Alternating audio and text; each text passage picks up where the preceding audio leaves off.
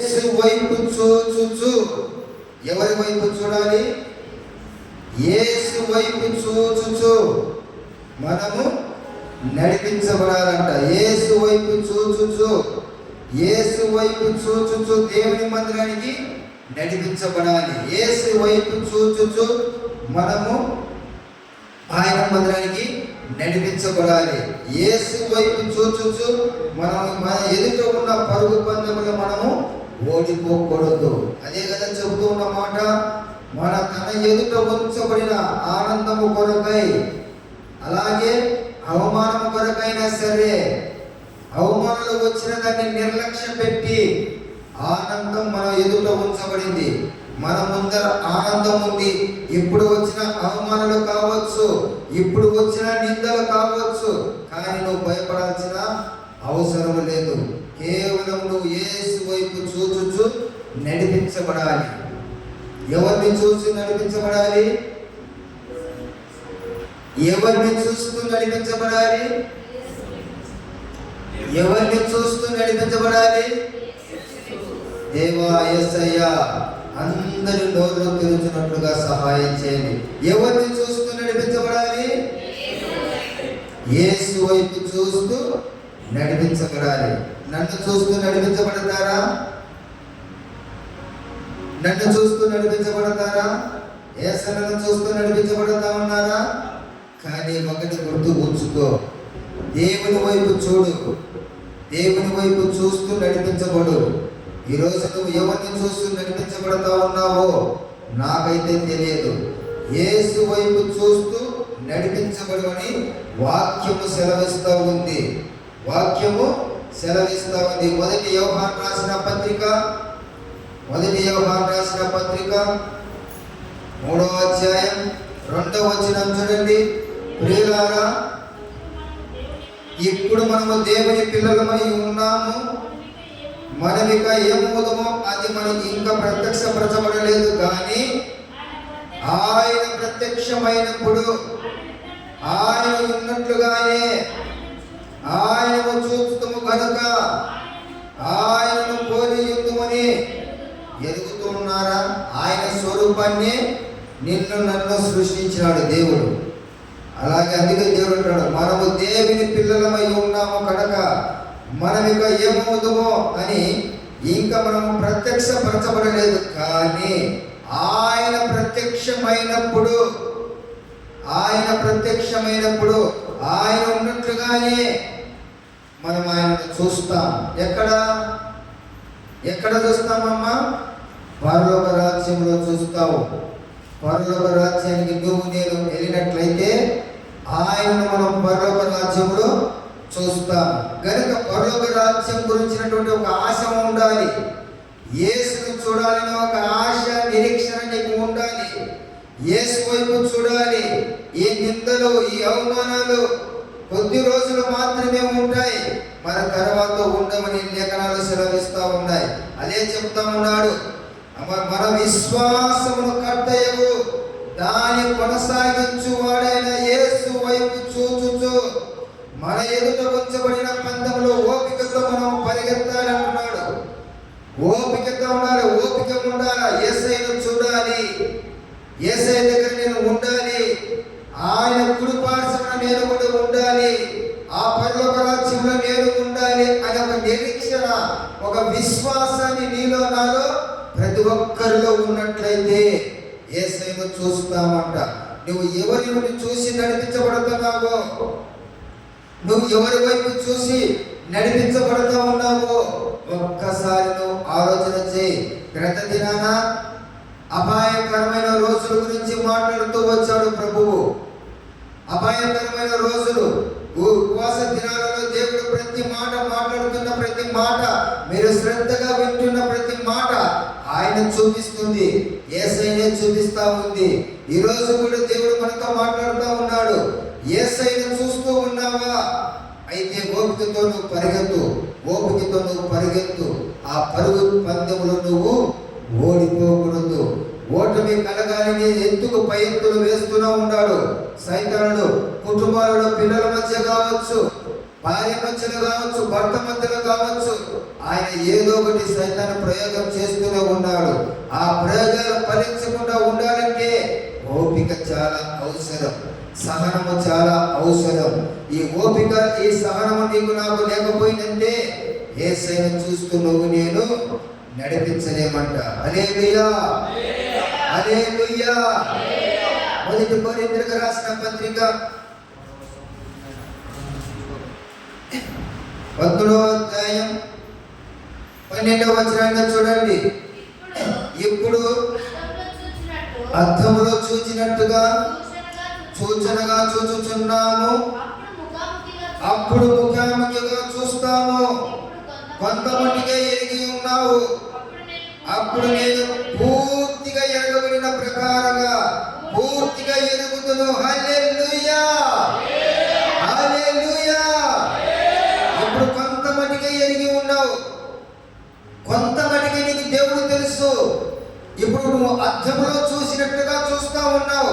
యేసయ్య ఇలా ఉంటాడా, యేసయ్య ఇలా ఉంటాడా అని నువ్వు అద్దములో చూస్తూ ఉన్నావు.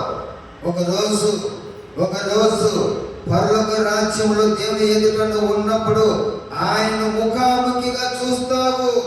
ముఖాముఖిగా నువ్వు చూస్తే పూర్తిగా ఎరగబడిన ప్రకారంగా పూర్తిగా ఆయన గురించి నువ్వు ఎరుగుతావంట. హల్లెలూయా, హల్లెలూయా. ముఖాముఖిగా మనము చూడాలంటే, ముఖాముఖిగా మనము చూడాలంటే ఆయన వరకు మనం కన్నులు ఉండాలంట. ఆయన వైపు కన్నులు ఉండాలి. ఎవరి వైపు ఉండాలా? యజమానుల వైపు కన్నులు ఉండాలి. కీర్తనకారుడు మంచిగా రాస్తాడు.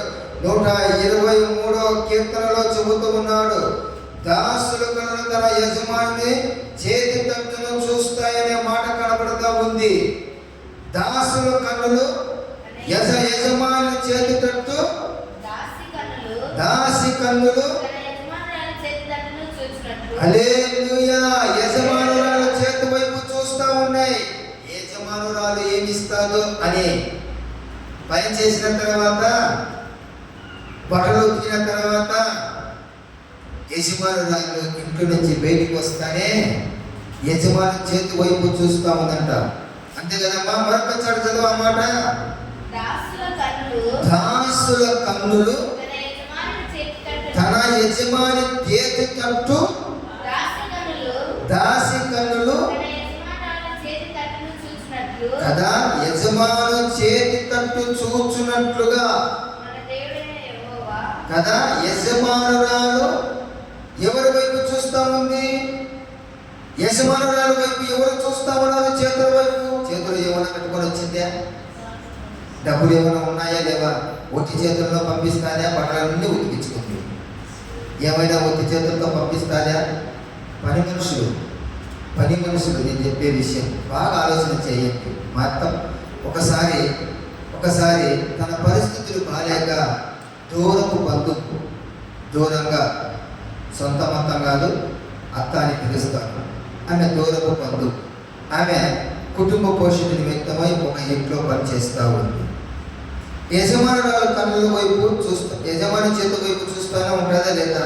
పని అయిపోయిన వెంటనే ఇస్తాదేమో, జీతం ఇస్తాదేమో, అప్పుడప్పుడు బట్టలు ఉతికించుకుంటుంది కదా, అప్పుడప్పుడు ఎక్స్ట్రా పని చేయించుకుంటుంది కదా. ఈరోజు మనుషులు చాలా మంది వచ్చినారు, ఎక్కువ సామాన్లు పడినాయమ్మా, ఈరోజు ఎక్కువ సామాన్లు పడినాయి అని ఏమైనా ఇస్తాదేమో, ఏమైనా పెడతాదేమో, ఇంటికి మోసుకొని పోయి తన భర్తకు తన పిల్లలకు పెట్టుకోవాలని ఆశ కలిగి ఉంటుంది కదా. యజమానురాలు చేతి తట్టు దాసి చూచినట్లుగా కన్నులు, ఆమె యజమానురాలు చేతి తట్టు చూసినట్లుగా యజమానుల వైపు నువ్వు చూస్తూ ఉన్నావా? నా యేసయ్య ఏమిస్తాడో? ఉట్టి చేతులతో వచ్చినాడా నా యేసయ్య? నిండు చేతులతో వచ్చినాడా నన్ను ఆశీర్వదించడానికి అని నువ్వు యజమానుల వైపు చూస్తూ ఉన్నావా? యజమాను వైపు చూస్తూ ఉన్నావా? దాసుడా, ఓ విశ్వాసి, యజమానుల వైపు నువ్వు చూడు. ఒక దాసురాలు ఏ విధంగా అయితే డబ్బులు, ధనము, బంగారం, అమ్మ నా కూతురి పెళ్లి చేసుకుంటూ ఉన్నాను, ఏమైనా ఒక తులం బంగారం ఇస్తాదేమో, ఒక రింగ్ ఏమైనా ఇస్తాదేమో. ఈ మధ్యకాలంలో ఇస్తున్నారో లేదో తెలియదు, కానీ అప్పట్లో ఇచ్చేవారు. బంగారు రేటు పెరిగిపోయింది. అట్లీస్ట్ ఇడ్లీ చేసింది కదా, ఇట్లనే పెడతాదేమో, ఇట్లనే పెడతాదేమో. ఈ ఉప్మా చేసింది కదా, ఈ ఉప్మా పెడతాదేమో. బాక్స్లో తీసుకొని వెళ్తాం. నా భర్త కింద పెట్టి నేను ఇంత భుజిస్తాను అనే ఆశ ఉంటుందా ఉండదా? ఉంటుందా ఉండదక్క? ఉంటుందా ఉండదా? దాసులు కన్నులు యజమానురాలు చేతుల తట్టు చూసినట్లుగా నీవు నేను యజమానుడు వైపు చూడాలి. ఆయన చేతులతో పట్టుకొని వస్తూ ఉన్నాడు. ఆయన చేతులలో ఆశీర్వాదం ఉంది. ఆయన చేతులలో ఉన్న ఆశీర్వాదం వైపు నువ్వు చూసినట్లయితే ఆ చేతుల నుంచి ఆశీర్వాదాన్ని నువ్వు పొందుకుంటావు. నా వైపు మనం చూడాల్సిన అవసరం లేదు. యజమానుడి వైపు చూసి నడిపించబడు, యజమానుడు చూసి నడిపించబడు అని వాక్యము చెలవిస్తా ఉంది కదా. సాయంత్రమై వెళ్ళిపోయినప్పుడు అదే కదా చేసేది. దాసనాలు నీళ్లు కొట్టి అలా నీళ్లు చల్లి వెళ్తానమ్మా, అమ్మ వెళ్తానమ్మా, వెళ్తానమ్మా. మళ్ళీ తిరిగి వెళ్ళేటప్పుడు దేవుని మందిరం నుంచి దేవుని మందిరానికి వచ్చినావు. ఈ సాయంకాలం వేళలో, ఈ ఉపవాస దినాలలో దేవుని మందిరానికి వచ్చినప్పుడు నీవు తిరిగి వెళ్ళేటప్పుడు, దేవా నీ చేతుల తట్టు నేను చూస్తూ ఉన్నాను నాయనా, నీ చేతులలో ఉన్న ఆశీర్వాదం నాకు ఈ తండ్రి, నేను తీసుకొని వెళ్తాను నాయనా. నేను పోషించుకుంటాను నా పిల్లలను, నా భర్తను పోషించుకుంటాను, నా భార్యను పోషించుకుంటాను, నా కలిగిన పశు మందాలను పోషించుకుంటాను నాయనా అని ఆయన చేతుల వైపు నువ్వు చూడాలి. కానీ విశ్వాసుల వైపు చూడకూడదు. చూడొచ్చునా? విశ్వాసుల వైపు చూడకూడదు, దేవుని వైపు చూడాలి. వారితో వారి వైపు కానీ వీరి వైపు కానీ నువ్వు చూసినట్లయితే ఆయన తీసుకొచ్చిన ఆశీర్వాదాన్ని నువ్వు తీసుకొని పోలేవు. ఇంటికి వెళ్ళేటప్పుడు ఆశపడతా ఉంది తీసుకొని వెళ్ళాలని. ఈరోజు నువ్వు కూడా తిరిగి వెళ్ళేటప్పుడు దేవుని ఆశీర్వాదాన్ని తీసుకొని వెళ్ళాలని చెబుతూ ఉన్నాడు. హల్లెలూయా. దేవుని వైపు చూసి నడిపించబడాలి. మత్తయి శుభవార్త 17వ అధ్యాయం, మత్తయి శుభవార్త 17వ అధ్యాయం 1, 2, 3 వచనాలు చూడండి.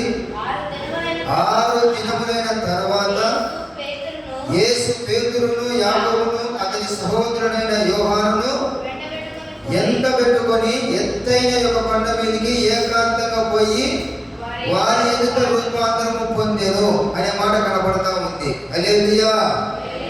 అక్కడ చాలా మంది ఉన్నారు యేసుతో పాటు. ఏలియా ఉన్నాడు, మోషే ఉన్నాడు, చాలా మంది ఉన్నారు. వారందరూ రూపాంతరం చెందేటప్పుడు యేసయ్య ఏమైనా ఇస్తాడేమో అని ఎదురు చూస్తూ ఉంటాడా లేదా? హల్లెలూయా. ఆయన రూపాంతరం చెందుతూ ఉన్నాడు. ఆయన రూపాంతరం చెందుతా ఉన్నాడు. దేవుని స్వరూపాన్ని ధరించుకొని మేఘంలో కలిసిపోతా ఉన్నాడు, పైకి వెళ్ళిపోతా ఉన్నాడు. పైకి వెళ్ళేటప్పుడు తండ్రి మోసే ఎదురు చూస్తున్నాడు. ఒట్టించి నన్ను పిలిచినాడు దేవుడు, ఏమి ఎప్పుడు పోతున్నాడే అని మోసే ఎదురు చూస్తూ ఉన్నాడంట. పేతురు కూడా అలాగే చూస్తున్నాడంట. యోహాను అలాగే చూస్తూ ఉన్నాడంట. అందరూ చూస్తూ ఉన్నారంట. ఆయన చూస్తూ ఉన్నాడంట. అయ్యో, మేము దేవుణ్ణి చూడనీకి, దేవుడు స్వరూపాన్ని చూడనీకి ఇక్కడికి వచ్చి ఉన్నామా?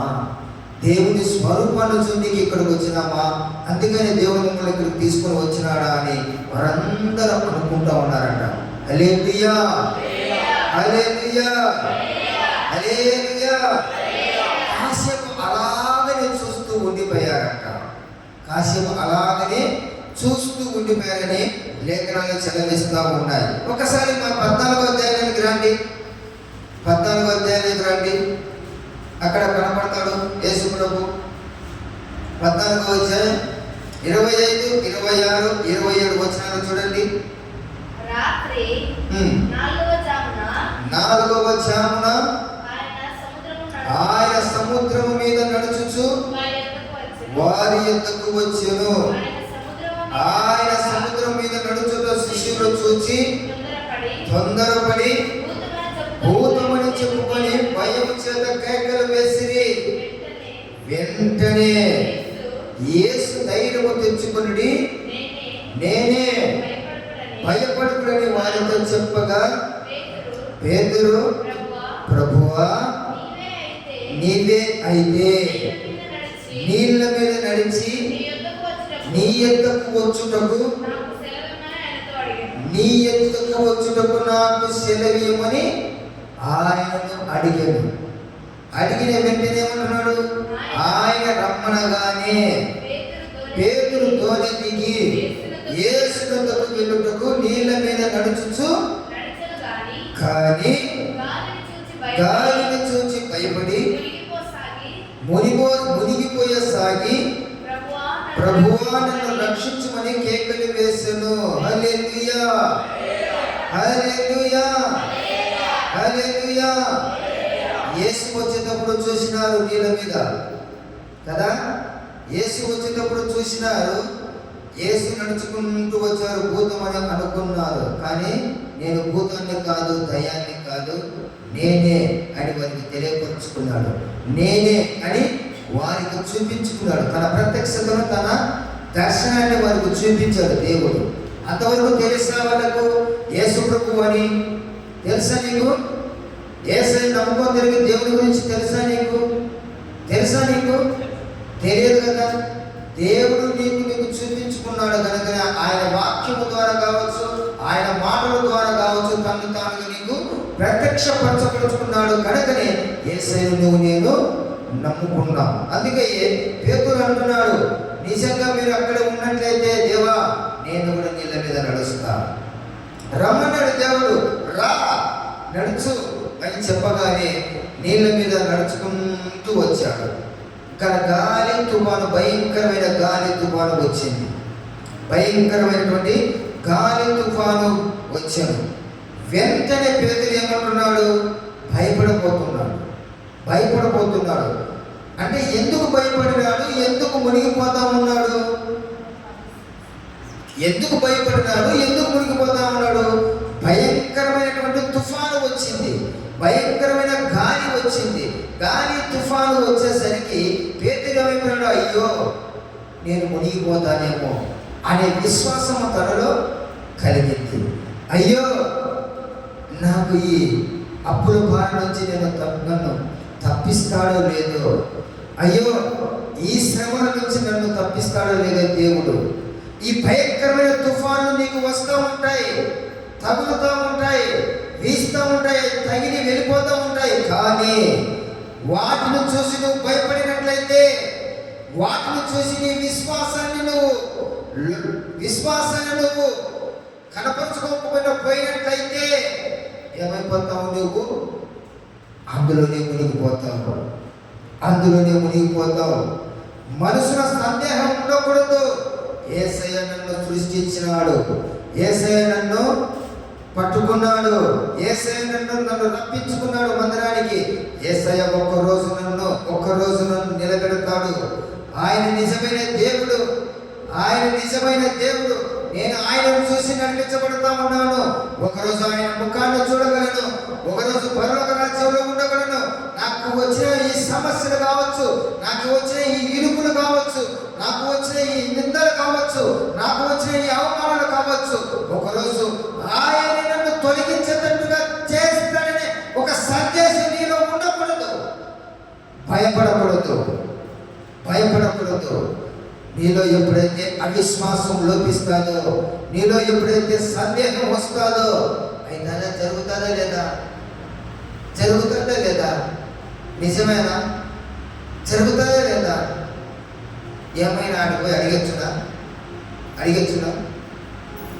జరుగుతుందో లేదో? ఎందుకైనా మంచిది, ఒక నిమిషం ఉండు. కానీ ఏం చేస్తా ఉంది ఒక ఆయమ్మ, 4 రోజులు జ్వరం వచ్చింది, 4 రోజులు సూదులు వేపిస్తున్నారు, మాత్రలు వేస్తూ ఉన్నారు. ఈ 4 రోజులు జ్వరం వచ్చిన వెంటనే 5వ రోజు అంటూ ఉన్నారు, ఏమైనా పాట ఏమో చూపించవచ్చు కదా, పాటకో సీటాకో అందరూ వేస్తే తొలగిపోతారు కదా. 4 మాటలు చెప్పినప్పుడు ఒక సందేహం, 4 మాటలు చెప్పినప్పుడు విశ్వాసం లోపిస్తూ ఉంది. 4 మాటలు చెప్పినప్పుడు దేవునికి దూరం అవుతా ఉన్నావు, ఆలకిస్తూ ఉన్నావు. నిజమేనేమో, కింద మన్యాడు పిల్లడు, మగ పిల్లడు కదా, కింద మన్యాడు. పాట ఏంటది? ఏమైంటది? పాటలు అవుతానే ఉంటాయి. ఏ పాటలు? సరైన విశ్వాసం మీలో లేనంత వరకు ఆ పాటలు ఆటుపోట్లు ఎదురవుతూనే ఉంటాయి. కానీ ఈ బలమైన తుఫాను కావచ్చు, బలమైన వర్షం కావచ్చు, బలమైన గాలిని చూసి నువ్వు భయపడినట్లయితే నువ్వు ఎప్పుడైనా సరే మునిగిపోవాల్సిందే. ఎప్పుడైనా సరే మునిగిపోవాల్సిందే. ఈ లోకంలో నిన్ను లేవనెత్తాలి అంటే, మునిగిపోకుండా నువ్వు తేలాలి అంటే నీలో యేసయ్య వైపు నువ్వు చూస్తూ ఉన్నావా అన్నాడు పేతురు. యేసయ్య వైపు చూసినంతసేపు నీళ్ళ మీద నడిచాడు. తనలో సందేహం ఏర్పడింది, తనలో అవిశ్వాసం లోపించింది కనుకనే ఆయన నీళ్ళ మీద నడుస్తూనే మునిగిపోయినాడు. నడుస్తూనే నీళ్ళ మీద నడుస్తూనే అప్పుడు అంటాడు, అల్ప విశ్వాసి, ఎందుకు సందేశపడితివి? అల్ప విశ్వాసి, ఎందుకు సందేశపడతా ఉన్నావు? కొద్ది క్షణాలు మాత్రమే, కొద్ది రోజులు మాత్రమే, కొద్ది నెలలు మాత్రమే నీకు శ్రమలు, ఈ దుఃఖము, ఈ వేదన, ఈ బాధ, ఈ దుఃఖం వచ్చిందని ఎందుకు సందేహపడతా ఉన్నావు? ఎందుకు నువ్వు మారుతూ ఉన్నావు? ఎందుకు నీ సందేశం వచ్చి నువ్వు అటువైపు ఇటువైపు చూస్తూ ఉన్నావు? ఎటువైపు చూసినా నీకు ప్రయోజనం ఉండదు. యేసయ్య వైపు చూసిన వెంటనే నీకు ప్రయోజనం ఉంటుంది. ఎన్ని సమస్యలు వచ్చినా కానీ, ఎన్ని ఇబ్బందులకు వచ్చినా కానీ యేసయ్య వైపు చూడడం నేర్చుకో.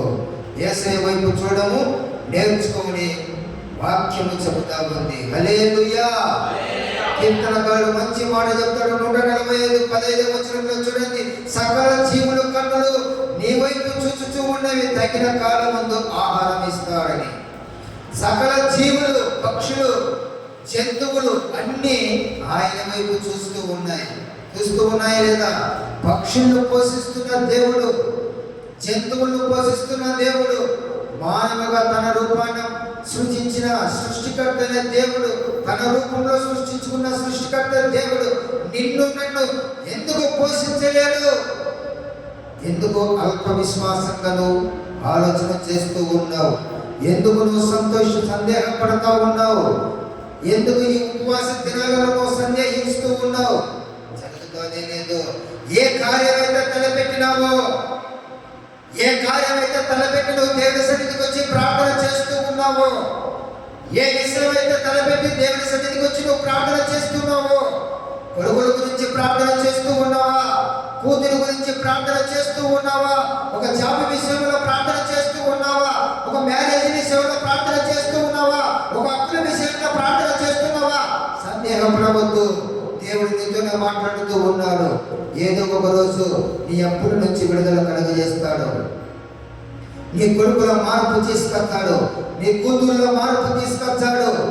అల్ప విశ్వాసంగా ఆలోచన చేసి వారి వైపు వీరి వైపు చూసి టైం వేస్ట్ చేసుకోకూడదని లేఖనాలు చెలవిస్తూ ఉన్నాయి. దేవుడు మాట్లాడుతూ ఉన్నాడు. హల్లెలూయా, హల్లెలూయా, హల్లెలూయా, హల్లెలూయా. లూకా శుభవార్త 15వ అధ్యాయం, లూకా శుభవార్త 15వ అధ్యాయం 17వ వచనం చూడండి.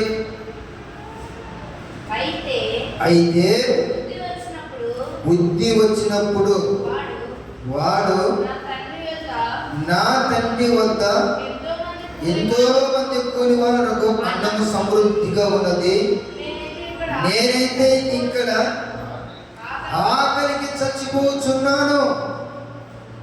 ఒకప్పుడు మంచి ఎక్కడ ఉన్నాడు? సంతోషంగా ఉన్నాడు, ఆనందంగా ఉన్నాడు, ఆనందంగా ఉన్నాడు. 1000 రూపాయలు చెప్పులు వేసినాడు, జీన్స్ ప్యాంట్ వేసినాడు. మంచి ఆస్తి కలిగినటువంటి వాడు, మంచి పొలం కలిగినటువంటి వాడు, ధనము ధాన్యము అన్ని కలిగినటువంటి వ్యక్తి. కానీ ఒకరోజు తండ్రి నుంచి వెళ్ళిపోయినాడు. విడిపోయి నేను సంపాదించుకుంటాను, నీకంటే ఎక్కువ సంపాదిస్తాను, నీకంటే బలంగా నేను జీవించగలను, నీకంటే నేను బలంగా ఉండగలనని దేవుని దగ్గర నుంచి బయటికి వెళ్ళిపోయినాడు ఒక వ్యక్తి. ఎప్పుడు? దేవుడు అన్ని ఆశీర్వదించిన తర్వాత, దేవుడు ఆశీర్వదించబడిన తర్వాత నాకు ఏం తక్కువ ఉంది, దీనివల్ల నేను ఇక్కడ బాగుపడింది ఏం లేదు, ఇక్కడ ఇంకా నేను ఇబ్బందులు పడతానే ఉన్నానని ఇచ్చిన డబ్బులు తీసుకొని వెళ్ళిపోయినాడు. ఇచ్చిన డబ్బులు తీసుకొని వెళ్ళిపోయినాడు. నానాక అలవాట్లకు లోబడి జీవించినాడు. లాస్ట్కి ఏమైపోయినాడు అక్క? పనికి రాకుండా పోయినాడు. హల్లెలూయా, హల్లెలూయా. బుద్ధి వచ్చింది. నా దేవుని సన్నిధి దగ్గరికి నేను వెళ్ళినట్లయితే ఒకప్పుడు నాకు అన్ని ఆశీర్వాదాలే ఉన్నాయి. దేవుని ఆశ్రయించినంత కాలము, దేవుని మందిరాన్ని విడిచిపెట్టినంత కాలము పొలాలు బాగా పండినాయి, పిల్లలు ఆరోగ్యంగా ఉన్నారు, యజమానుడు ఆరోగ్యంగా ఉన్నాడు, యజమానురాలు ఆరోగ్యంగా ఉంది. దేవుని ఆశ్రయించినంత కాలం, దేవుని మందిరంలో పరిచయం చేసినంత కాలము, దేవుని మందిరాన్ని అంటుకట్టుకున్నంత కాలము వర్ధిల్లుతూనే వచ్చాడు.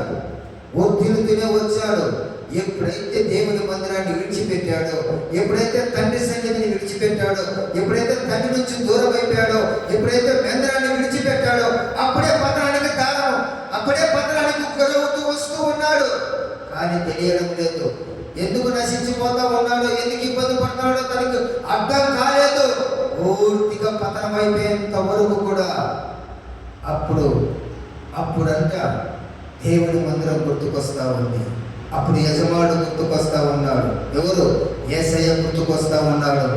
దైవదాసులు గుర్తుకొస్తా ఉన్నారు.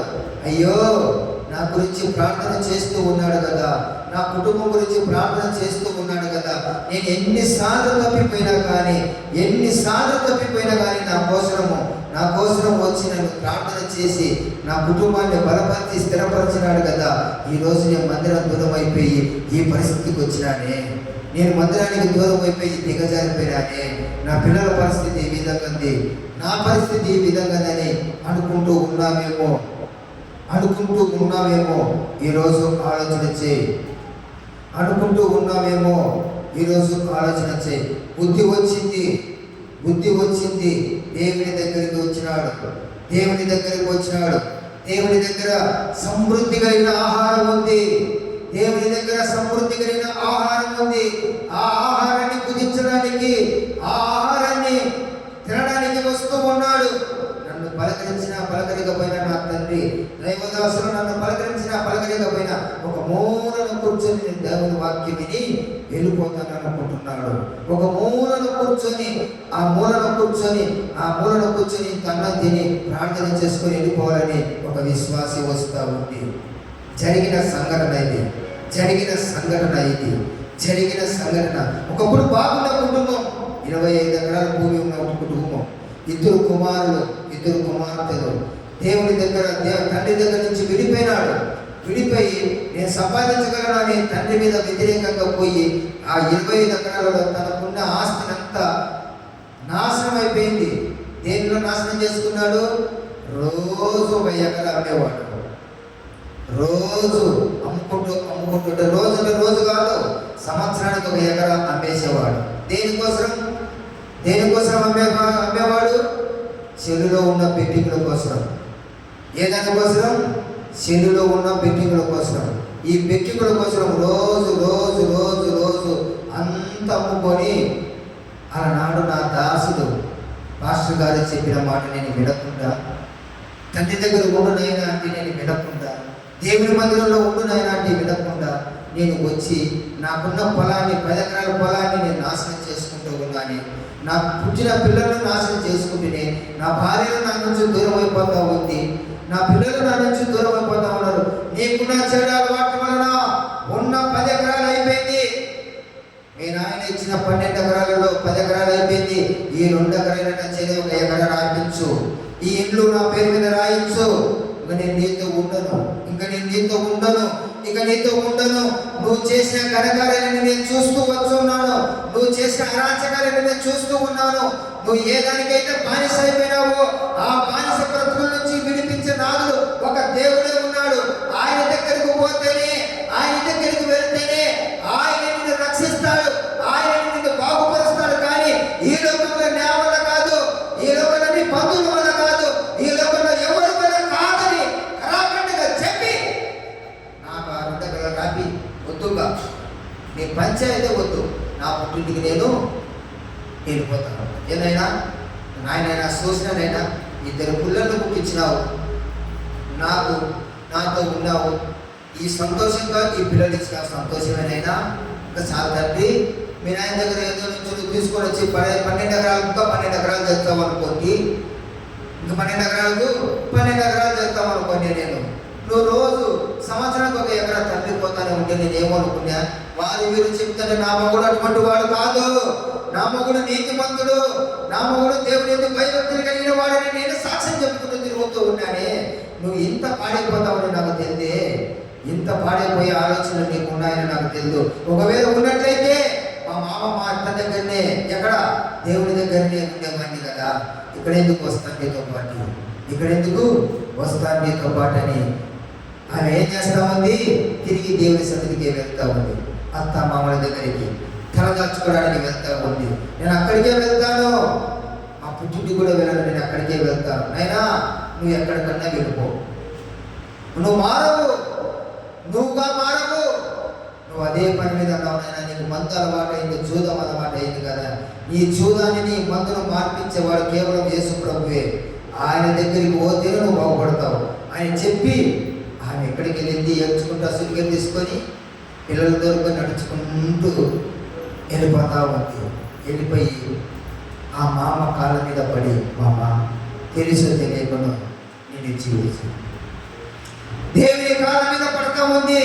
దేవా తెలిసే తెలియకుండా నుంచి దూరం అయిపోయినట్టయినా, తెలిసే తెలియకుండా నుంచి దూరం నా భర్తను నా పిల్లలను తీసుకుని వెళ్ళిపోయినట్టయినా అని దేవుని మీద పాదాల మీద పడతా ఉంది. దేవుని సన్నిధికి వచ్చింది, దేవుని పాదాల మీద పడి దేవుని గోదాడుతూ ఉంది. దేవా నా భర్తను రక్షించినైనా, ఎక్కడ తిరుగుతూ ఉన్నాడో, ఎక్కడనైనా ఉన్నాడో తెలియదునైనా, ఎక్కడ పడిపోయినాడో తెలియనైనా, ఆయన సమస్తమునైనా ఆయనలో ఉన్నాయి తండ్రి, అన్నిటిని తీసివేసి నైనా నడిపించునైనా అని దేవుని మందిరంలో ముడిపెడతా ఉంది. కానీ గొడవ పడలేదు, తిట్టలేదు, గొడవ పడలేదు. దేవుని మందిరంలోకి వచ్చి పిల్లలు తీసుకొని దేవుని పాదాల మీద పడి ఆ దైవజనులకు చెప్పుకొని ప్రార్థన చేయమని అడుగుతా ఉంది. ప్రార్థన చేయమని అడుగుతా ఉంది. ఏమని అయ్యా అయ్యా అని ప్రార్థన చేయమని అడుగుతా ఉంది. ఒకప్పుడు నువ్వు బాగున్నావు, ఒకప్పుడు నువ్వు సంతోషంగానే ఉన్నావు, ఇప్పుడు బాగున్నావా, ఇప్పుడు సంతోషంగా ఉన్నావా లేవా? ఒకసారి ఆలోచన చేసుకో. దేవుడు మనతోనే మాట్లాడుతూ ఉన్నాడు, మనతోనే మార్కు శుభవార్త 5వ అధ్యాయం, మార్కు శుభవార్త 5వ అధ్యాయం, మార్కు శుభవార్త 5వ అధ్యాయం 22వ వచనం చూడండి. ఆయన సముద్రము తీరమున ఉండగా సమాజ మందిరపు అధికారులు యాయిరు అన్నొకడు వచ్చి, ఆయన ఎవరిని చూసినాడు? యేసయ్యను చూచి ఆయన పాదముల మీద పడి, నా చిన్న కుమార్తె చావైనది, అది బాగుపడి బ్రతుకున్నట్లుగా నీవు వచ్చి దాని మీద నీ చేతులు ఉంచవలని ఆయన మిగుల బ్రతిమాలు కొనగా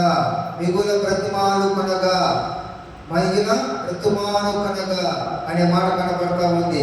అధికారి యేసయ్య దగ్గరకు వస్తూ ఉన్నాడు. దేవా నా కూతురు ప్రాణాపాయ స్థితిలో ఉంది నాయనా, ఎవ్వరు రక్షించే వాళ్ళు లేరు, డాక్టర్ల సైతం చేతులు వెత్తేసినారు నాయనా, ఒక్కసారినైనా యాయిరు అనే అధికారి తన కుమార్తె విషయంలో తగ్గింపు కలిగి యేసయ్య పాదాల మీద పడి, అయ్యా నా కుమార్తెను కాపాడని తన ఇంటిలో ఈ కుమార్తెను మరణకరమైన రోగం నుంచి విడుదల పొందాలని, ఆ 12 సంవత్సరాలైనటువంటి మరణకరమైన రోగం నుంచి ఆయన విడుదల కలిగించమని యేసయ్య పాదాల మీద పడినప్పుడు యేసయ్య స్వస్థపరిచినట్లుగా చూస్తూ ఉన్నాం. ఈరోజు ఒకవేళ నీకు ఆరోగ్యం బాగలేదనైతే యేసయ్య పాదాల మీద పడు, యేసయ్య పాదాల మీద పడు. యేసయ్య పాదాల మీద పడినట్లయితే నీకు ఆరోగ్యం కలుగజేస్తాడు. యేసయ్య పాదాల మీద పడినట్లయితే నీకు స్వస్థత కలుగుతుంది. యేసయ్య పాదాల మీద ఉన్నట్లయితే నీకు అవమానాలైనా సరే, నిందలైనా సరే తొలగిపోతాయి. యేసు వైపు చూసి సకల జీవులు ఆహారాన్ని అందుకుంటూ ఉన్నాయి, కానీ మానవులు పొందుకోలేకపోతూ ఉంటారు. యేసు వైపు చూశాడు యాయోరు. యేసు వైపు చూసి తన కుమార్తెను బ్రతికించుకుంటూ ఉన్నాడు. యేసు వైపు చూసి తన కుమార్తెను బ్రతికించుకుంటూ ఉన్నాడు. ఇంకా 3 విషయాలు ఉన్నాయి, కానీ చాలు. అందరికీ తలలు వంచండి. ఇచ్చిన సమయాన్ని వృధా చేయకూడదు. ఉండడం